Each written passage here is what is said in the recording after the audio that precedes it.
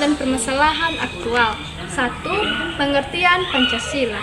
Pancasila adalah landasan utama yang harus dijadikan pedoman dalam menghadapi tantangan aktual di Indonesia. Setiap warga negara memiliki peran menjaga nilai-nilai Pancasila dengan cara berkontribusi dalam berbagai aspek kehidupan. Pancasila juga memiliki fungsi sebagai berikut. 1. Sebagai dasar negara, yang artinya Pancasila memiliki kedudukan yang kuat dan tidak dapat diubah. 2. Sebagai pandangan hidup bangsa, yang artinya pedoman dalam kehidupan sehari-hari, dalam kehidupan bermasyarakat, berbangsa maupun bernegara. 3.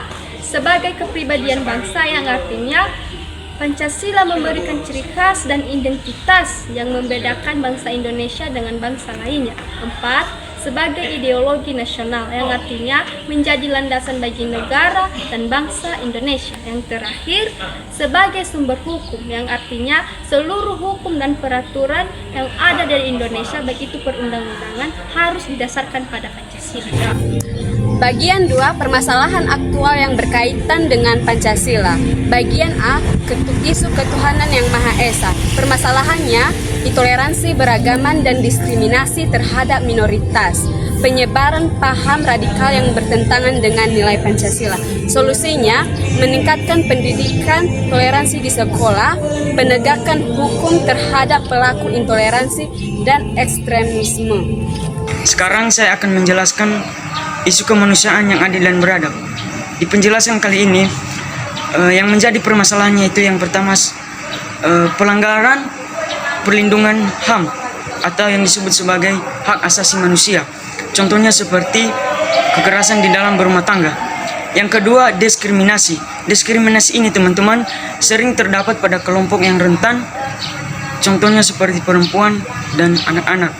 Nah, di dalam permasalahannya ada pun yang menjadi solusinya, yaitu yang pertama, penguatan lembaga perlindungan HAM, yang artinya kita sebagai masyarakat harus melakukan suatu hukum bagi hak asasi manusia ini.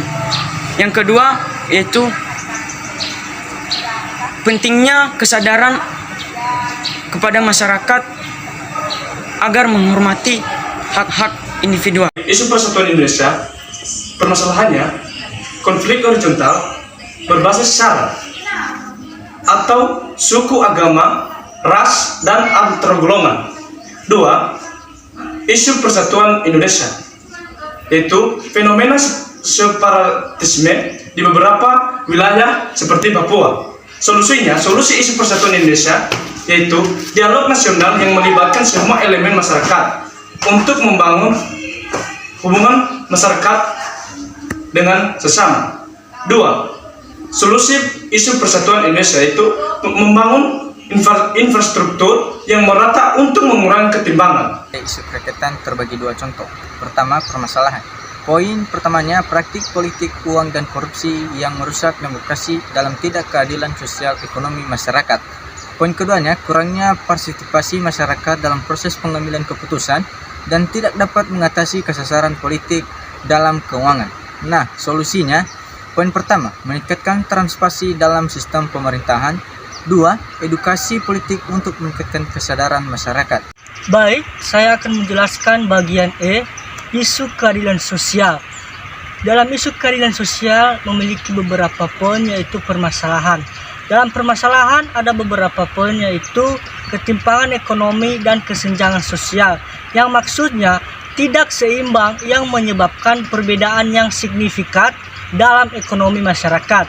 Kedua, pengangguran dan kemiskinan yang tinggi disebabkan karena minimnya lowongan pekerjaan di lingkungan masyarakat tersebut. Dan poin kedua yaitu solusi.